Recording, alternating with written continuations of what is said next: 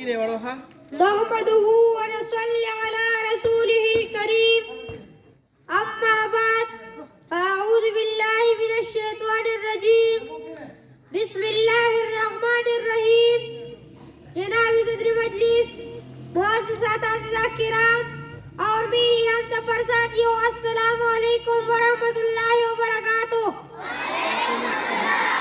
آج مجھے جس موضوع پر لب کشائی کا موقع دیا گیا ہے وہ ہے ہمارا قومی زبان اردو۔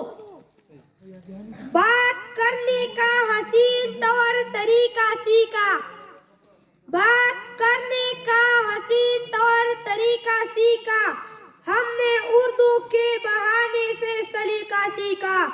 جناب صدر،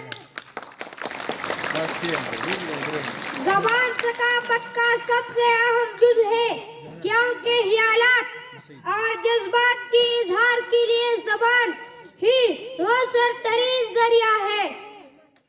زبان قوم کی شناخت ہوتی ہے، یہی وجہ ہے کہ ہر قوم اپنی زبان کو عزیز رکھتی ہے۔ اس زبان کے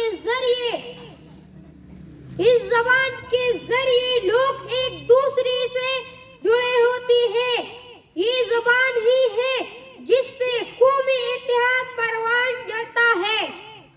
میری باتوں میں خوشبو نہیں ہوتی، میری باتوں میں خوشبو نہیں ہوتی اگر میری زبان اردو نہیں ہوتی۔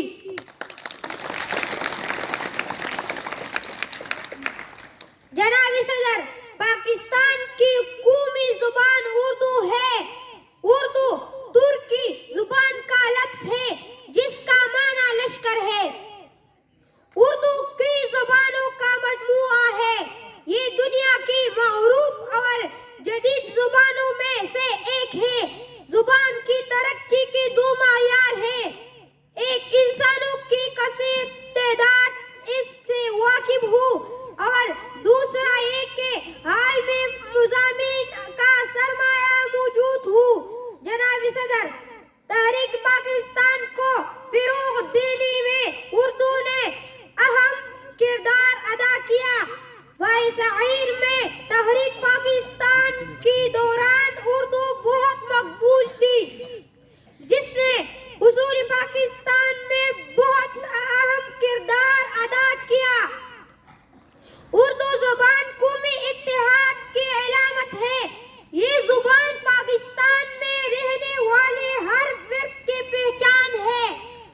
واللہ کیا زبان ہے اردو زبان ہماری، واللہ کیا زبان ہے اردو زبان ہماری، فطرت کی ترجمہ ہے اردو زبان ہماری۔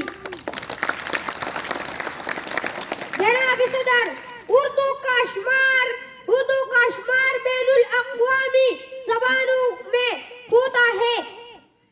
ایشیا کے بہت سے ممالک کے لوگ اردو زبان سمجھتے ہیں۔ قومی زبان اردو صوبائی زبانوں میں بہت قریبی رشتہ پایا جاتا ہے۔ سندھی، بلوچی، سندھی، پنجابی، بلوچی اور پشتو